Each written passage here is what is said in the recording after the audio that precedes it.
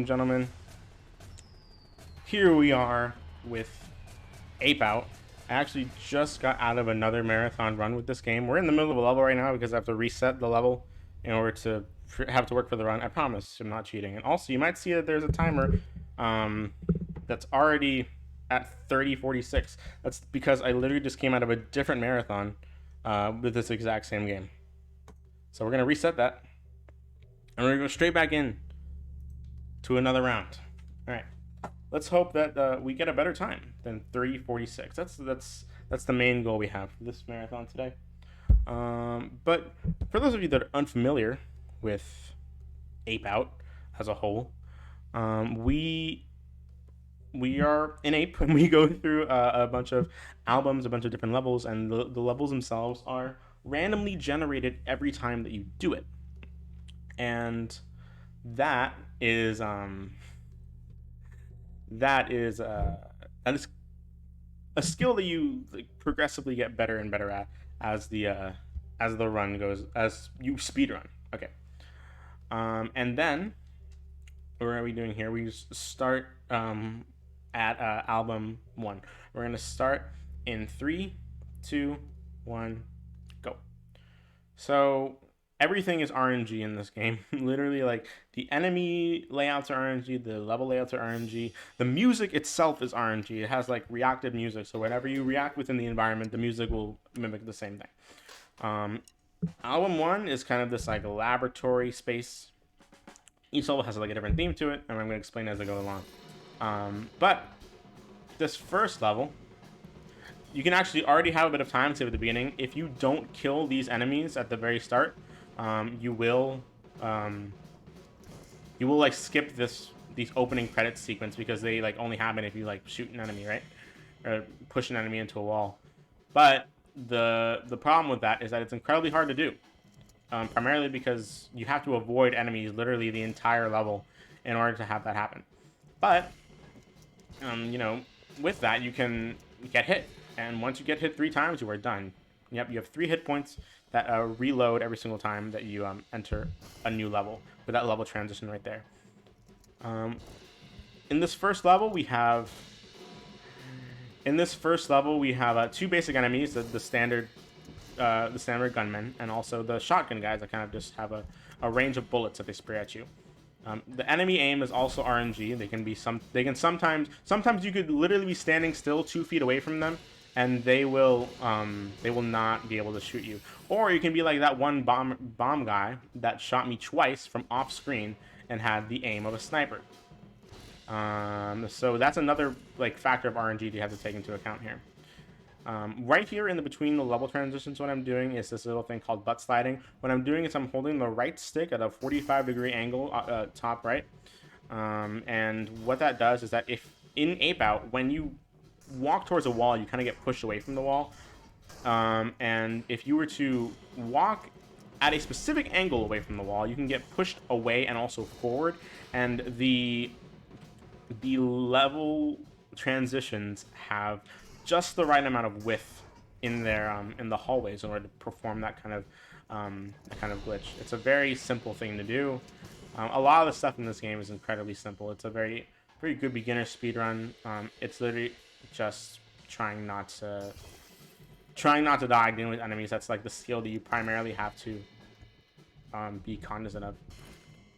But here we see, and I forgot to introduce the next enemy, the newest enemy we saw in like level 2, which is the bomb guys. The bomb guys will kill you in 1 hit. Any explosion in this game does 10 hit points of damage, and you have 3 hit points of health. So with that, the easiest way to die in this game is to push a bomb guy into a wall and get caught in its range of its explosion. And with that, that's the end of side A for album 1.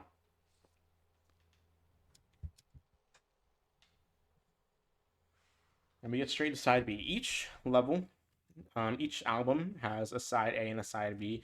Each side has 4 levels to it, with the exception of the very, very last one.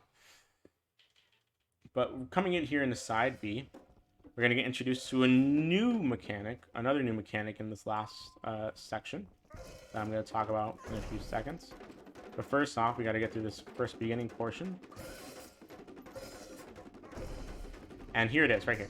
We're going to pull on this generator, pull out of the wall, and boom, we are in the dark. The enemies in the dark, obviously they can't see you, so that's a good thing. But a bad thing about that is that they can only see you if you're in the cone of light of their flashlight.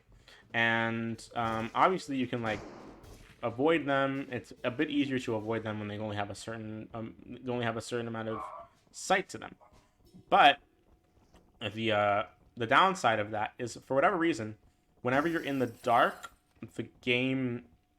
the enemies in the game will react faster to you in the dark than they will in regular levels. I don't really know why that is. Obviously, like, it's a deliberate choice, but I don't know why. I don't know what the reasoning behind the choice was. You know, it can be very detrimental to some speedruns at the very beginning. You know, you don't want it to die too fast. With that, we're going straight out of this next one. This is the last in the dark sequence that we're gonna have here. As you can see, like right there, the enemy reacted a lot quicker than it usually does. With the exception of one enemy that we're going to see later in the game with another in the dark sequence. Okay, we're going to go back into the light. Let's hope that we don't get shot by one of these guys over here. Yeah, you might have noticed that the music started just kind of suddenly there. The music will not start in a level unless you kill an enemy. Or a better way of phrasing it is that the music won't start unless an enemy dies, because you don't have to kill the enemy for the music to start. Another enemy could kill an enemy, and of course I died right there. I keep forgetting that whenever you push an enemy, it doesn't restart. Like, they don't have a cooldown on how fast they'll shoot you. Like, if it takes 3 seconds for an enemy to charge up their shot and shoot, pushing them will not make that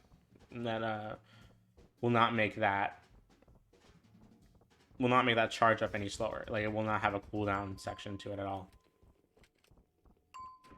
Right. Okay, yeah, as you can see there, an enemy shot another enemy, which started the music. Okay, bomb guy, let's get out of the way. Wonderful. Boom. Okay, oof. Alright. Nice. Nice thing with these enemies here. We're about to get into the last level of Album 1. Blown out. One thing that I forgot to mention is that we do have a little bit of speed tech that we use when we're going up towards doors right here. It's a and of course I died. It's a very subtle thing when it comes to a lot of these doors here. And what I mean by that is that the doors in this game work on like sound cues. And the sound cues, 1, 2, 3, 4, boom. So the sound cues, the door will not open until there's 4 ticks that you pull open the door, right? But the 4th tick will always be delayed, and the way to get rid of that delay is by letting go of the door and re-grabbing it after the 3rd tick. And as you can see, 1, 2, 3, let go, grab, 4. If you don't do that, the last tick will be delayed by like a second, and that time loss will add up throughout the run. So you want to have those little time saves available to you. Okay. Luckily that bomb guy didn't screw me over there. Come on, grab the door.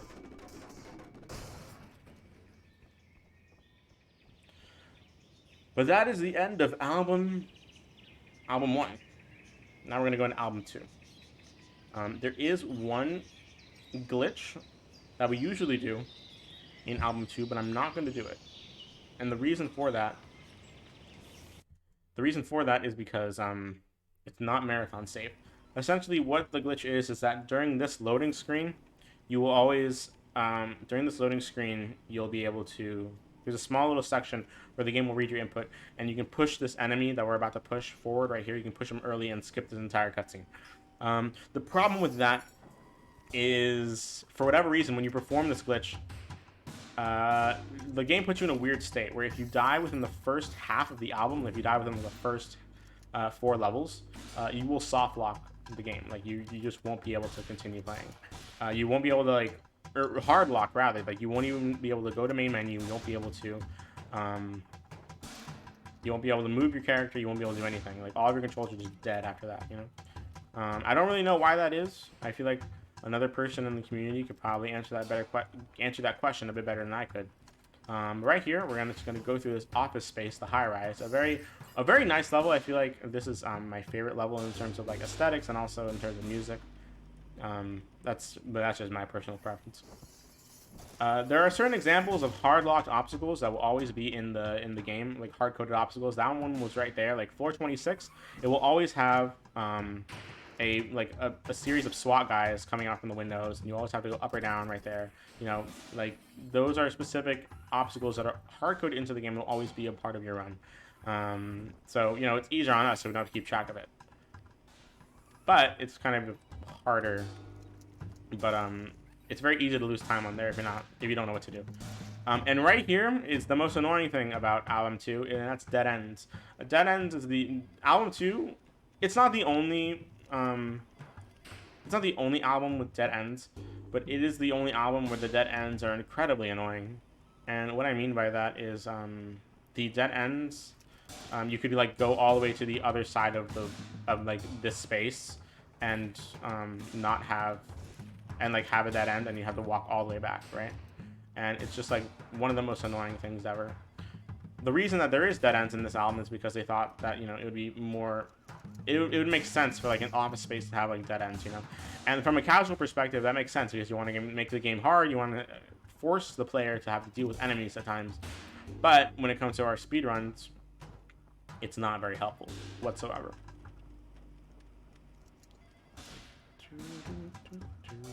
Okay. Okay, can I deal with these enemies here? Alright.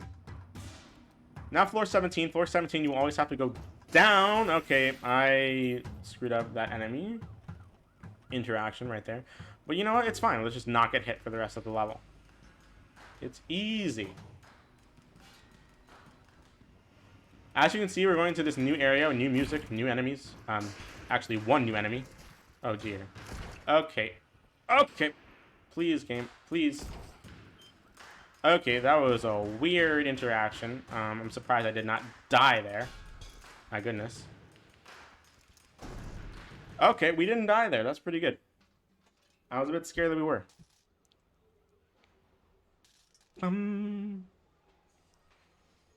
Alright. Let's see here. End of album, end of side A. Now we get a side B. There was an introduction to another enemy here. It is the sniper guys. You probably saw their red line that we were viewing in the other building. Now we get to see them up close and personal in this building. They're not really much of a threat. By the time that they charge up their shot, by the time they like pay attention to you and charge up their shots, you could like already like walk straight past them. Or you can just like walk up to them and push them into a wall and kill them. It's not that hard to deal with in any sense. Like right there. It's very rare, such as those instances right there, though they would shoot you. But they're very easy enemies to deal with, and they're also very light enemies. They have the same lightweight as the Melvins, which is another enemy that I forgot to introduce. The Melvins here are these little like green-haired guys that you probably saw, and they're the most annoying enemies in this game. If you run towards them, they'll run away from you, but if you run away from them, they'll run towards you and shoot you in the back. They're incredibly annoying. Let's see if I can find another one. No? These guys right here. They're incredibly annoying. And later they're going to come in packs, like in a different level, which is like the most annoying thing ever. We also saw an introduction to the SWAT enemies, but they're pretty much the exact, like they're not anything special. They just kind of spray and hope, they just kind of spray bullets at you and hope they hit. We also managed to skip both sections in this album where the game could just suddenly crash for no explicit reason. There's 2-4, the transition between A side and B side, which is 2-4 and 2-5. Or the transition between 2.6 and 2.7 will sometimes crash. It won't like always crash, but it sometimes will just randomly crash the game. I haven't gotten them in a while. It's concerning. I feel like it will happen at some point during a marathon soon. As you can see, another horrible dead end for us to deal with right there. Oh, dang, that Melvin had good aim. He's quick. quick on the trigger. And of course, that's a dead end. All right, let's try not to die. We just have to get through this, like, this last level or this last floor. Okay. Well, it's fine. We're just gonna keep going. Okay. Boom. All right, there we go. Unfortunate death there, but you know what? The show must go on. All right, so let's see here. Of course, another dead end. We love bad RNG. Although, admittedly, a lot of the times I've noticed that when you die in this game, you tend to always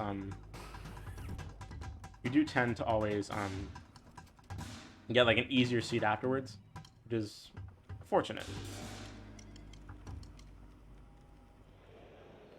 Let's see here. Okay. Nice. Wonderful. Also, I just realized that, like, I was kind of leaning forward. I forgot that I had a camera on for this run. So hopefully that, like, I'm pretty sure, like, my face was, like, only partially visible for a good amount of time there. That's just going to be something I have to laugh at when I watch this again. Of course, the game just does not like me. I didn't even see the enemy, to be honest. The enemies will sometimes just shoot you from off screen. It sucks.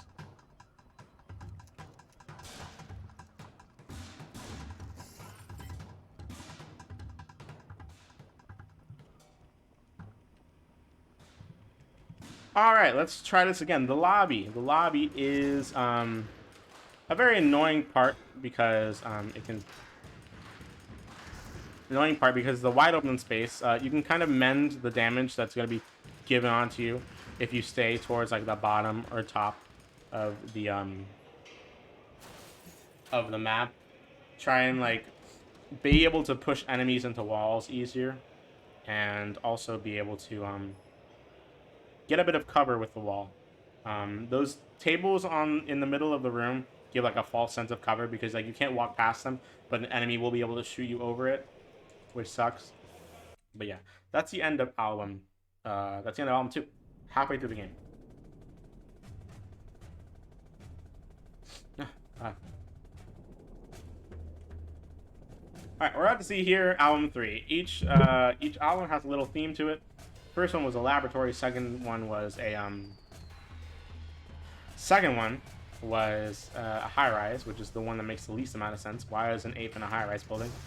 Why is that ape in an office space? We'll never know. But okay. This last part is this third album is a military base. Brain, please try and form words today. Let's see here. And right off the bat, you can already get like a feel for how the album's gonna go because like it spawns in like a lot of enemies at once. They're all kind of in groups, mainly led by like one hefty shotgun guy, as we saw there.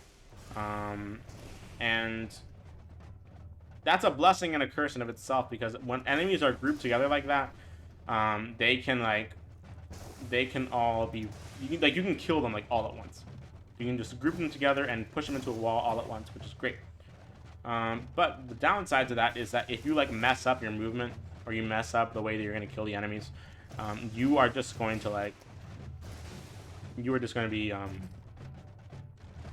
shot like 3 times by the enemies that you missed, which can be very, very tragic. You want to kind of stay upwards in that last section, primarily because like the exit to that level will always be there. While the levels themselves are procedurally generated, a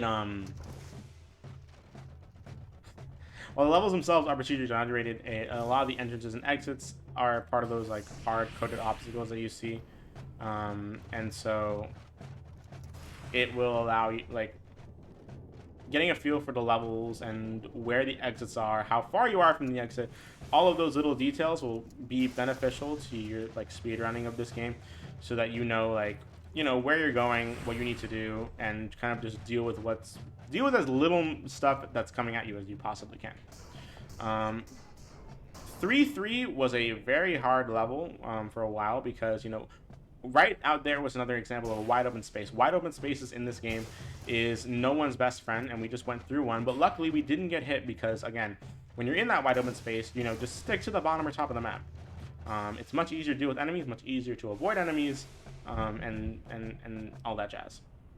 And the last side of this album 3, is even worse when it comes to deaths and when it comes to wide open spaces.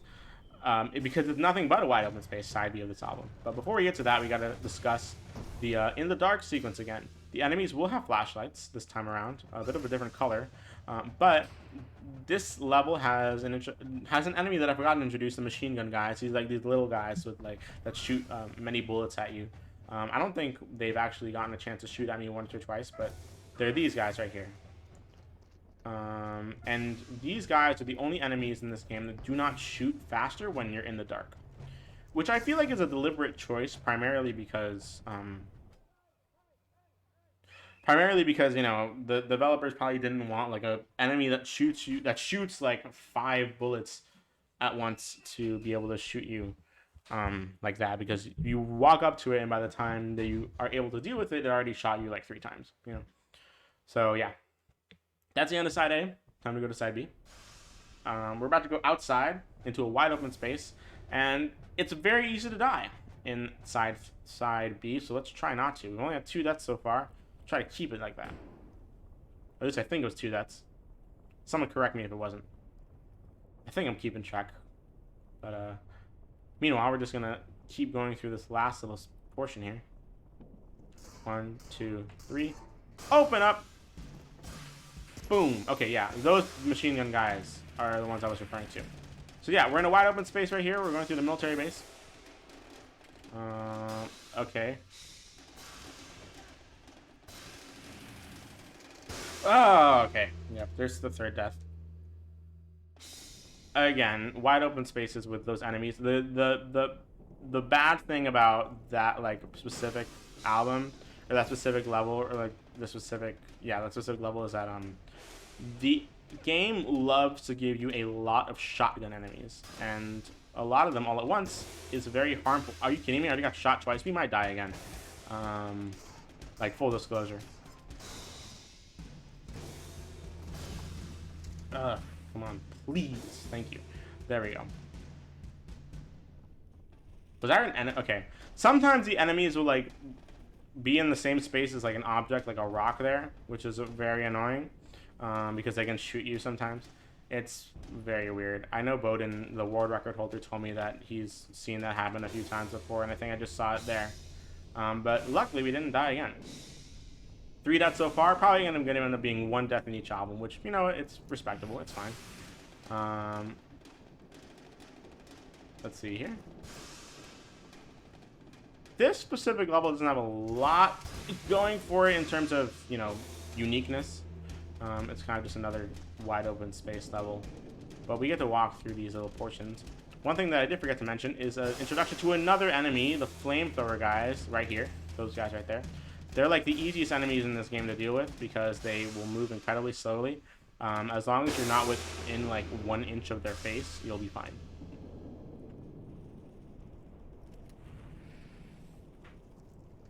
Alright, so let's see here.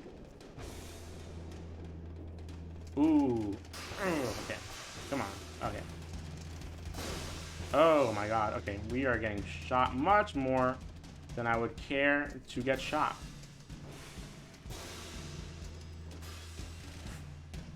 Okay, thank god. Ah! The oil caught on fire, but luckily we were able to escape it before it happened. Okay. One thing that advanced players could do, and people who trust themselves not to get shot another time, is that if you were to like push a flamethrower guy into a wall, you can actually use the flames from the explosions that they give off and run into them, because whenever you're on fire, all the enemies in the game will just run away from you, like so, like right now. And so with that, you can just like walk past them. They won't bother you. They'll just make a way straight through to the end. Here's another introduction to another mechanic. Oh my god, I can't believe I didn't die there. My reactions are just all over the place right now. Here's another mechanic called bombs. The bombs will just drop straight in front of you. You can push an enemy into a bomb, you'll die. An enemy will shoot a bomb, you'll die. You can run into a bomb, you'll die. It's very hard to do that. And I actually pushed an enemy into a bomb right there, and I'm very surprised that I didn't die, because I feel like I should have. But yeah, that's album 3. I guess I was just outside of the range of that bomb there, you know? And we're on the last album, album 4.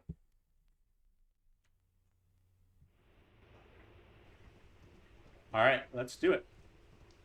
3 deaths so far, although I feel like we've gotten like really bad RNG, so I'm not sure if this will be sub 30 pace. But we're going to Adrift. The last kind of theme that we have is we're in this like Madagascar situation here, where we got shot with a tranquilizer dart, and now we're on a boat. The first mechanic that we get introduced to right here is the containers, the shipping containers that we have right here. You can go inside the shipping containers, and you can use them as like protection. You can use them to cover from enemies. But you know, there's a downside to that, is that they're not necessarily pretty fast. You know, you lose your momentum every time you push something in this game. Like if you push an enemy after running a while, you're gonna lose your momentum for a bit and rank it back up. And that is the same with like doors and pushing over these like containers. You will just straight up lose all of your momentum right there. This guy can shoot me, it's fine. Oh, he has bad aim, thank God. This last level you can just like so like yeah, what am I saying? You lose all the momentum, and it's kind of like that risk reward kind of thing, you know? Like what are you willing to sacrifice for a bit? You know? You get introduced to the bomb guys again in this level. And another mechanic that we can introduce you is that we're going to go back into the dark. And the difference between this dark in the dark sequence and the other in the dark sequences is that the enemies don't have flashlights, and so they will just start shooting in random directions, hoping that they're shooting you. And that can be good or can be bad, because you know they can shoot you, which we don't want, but they can also shoot other enemies. But the worst thing that they can do is actually shoot a bomb guy, and that's right next to you, and just explode, and it'll kill you in one hit. That's unfortunate. But luckily that didn't happen to us though. It has happened to me before though. Okay, right here we're gonna go to 4-3. No quarters. This used to be everyone's least favorite level. Well, this is a lot of players' least favorite level, because you know you're in close quarters. It's very hard to like avoid enemies a lot of the times, because they're in close quarters as well. And the enemies in this level specifically actually come in a lot of packs.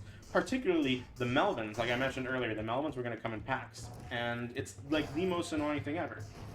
The developers just said, you know, let's take the most annoying enemy and put like 4 or 5 of them in the same room, and just let that player deal with it. It sucks. But with that, that is the end of side A. Now it's time to get to side B. This is the last side of the game. We're about, let's say, like 4 or 5 minutes from the end. I don't think this is definitely not sub 30 pace, unfortunately, due to those detrimental deaths and overall just bad RNG. Right here, we're going to perform a glitch. We're going to turn the hardest part of the game casual into the easiest part of the game. All you have to do is restart level right there after those enemies show up on the other side of the door, and boom, you're invincible for the rest of the level. You can see that I'm getting shot right now, and I'm not bleeding, which is really, really helpful. But I'm not technically invincible. The reason that I say that is because at the beginning of that level, as I said earlier, all the explosions in this game do 10 damage. At the beginning of that level, there is an explosion. But instead of making it a special explosion during that cutscene that just doesn't kill the player, the developers decided to just give the player 99 health during that sequence, right? And if you restart while you're in that like state, you can actually keep the 99 health for the next 3 levels. You can keep it for 4, 4, 4, 5, and 4, 6. Unfortunately, 4, 7 has like a scene change, which like resets your health, so you can't use it there. But we get to abuse that in these 3 levels. And with that, we also get introduced to another enemy called the bazooka guys, or sorry, the missile launcher guys. I keep switching back and forth between bazooka and missile launchers, so if you hear me refer to them as both, you know who I'm talking about. These missile launcher guys, along with most other enemies in the game, if you get shot by them, they will give you like a huge boost of speed, and usually they will just kill you in one hit. But since we have this 99 health glitch, we can actually get shot by them a few times and still live. Still be pretty decent. However, you don't want to get shot by them too many times because they still do damage, and you're not invincible. You're not literally invincible at least. So if you get shot by them like 7 or 8 times, you might be fine. But you also get shot by all the other enemies. You get hit by all the other enemies. So you want to have like a healthy balance between like getting hit by them and just kind of avoiding them altogether. Another tactic that I like to use in this level is purposefully pushing the flamethrower guys into these containers and walking into their fire, so that the enemies will just get out of my way and give me a space to go like they are right now. You see, it's great. Okay, you see, as that missile launcher guy gave me a good boost. Another thing that I didn't mention at the beginning of this game is kind of like the risk-reward factor when it comes to like playing it. Taking care of enemies, it wastes time, but you don't want to die, and death is slower. So trying to get that risk-reward factor down is the most important thing. This is the last level. We are in a zoo, the most familiar of the situations that we are in. And we get introduced to another new mechanic. We're going to free the animals. We can't free all the animals because, unfortunately, freeing the animals wastes time. But when you free the animals out of these cages, you can actually the enemies will actually start to use them as targets, and the animals themselves will actually start to attack the other, and the animals themselves will actually start to attack the other enemies that are in the level. So as you can see here, we can free these animals, and the animals will just start attacking all the other enemies. Fun fact, on the Switch version, the glass particles will cause the game to crash if you broke too many cages, but that's not a problem here. And we also get introduced to another new enemy, like the tranquilizer guys. I'm not sure if I can have it happen naturally, that I kind of get shot by one of them, so I can show off what it looks like. Unfortunately, I won't. But that's the end of the level, and time is going to come up in a few seconds. When the title card kicks in, the piano starts. So 1, 2, 3, time. That's a 31:06. That's not bad. We only had like 4 deaths. But unfortunately, it's not even bad playing, I feel like, for the most part, because I had like 5 deaths in the last one that I did, and that was like a minute faster. It was just really bad RNG. I feel like we had really bad RNG that time, but it was underestimate, and that just goes to show, sometimes you have good runs, sometimes you have bad runs in games like this. So yeah, I have been Ozmourn, and you can enjoy this last little section here with this song. You Gotta Have Freedom by Pharoah Sanders. It's a wonderful little song that we have here. But that is all for me. Actually, no, that's not all for me. I'm going to be back for the next run, which is a race for Superliminal. So stay tuned for that. That's going to be a lot of fun with a lot of my Superliminal friends. So yeah, that is Ape Out. If you want to run this game, please go and look it up on speedrun.com. Go to Discord. We're a very small game. Even if you just want to play it casually after watching a game like this, if you like a game like Hotline Miami, you should play this game, and try and speedrun it too, because it's a very underappreciated speedrun, and we're a very small community. I, Bowden, or any Double Scroll, anyone else in the community would be more than willing to help out. Shout outs to them. But yeah, that's pretty much it for me. I'm Ozmourn, and I'll see you guys in a few minutes.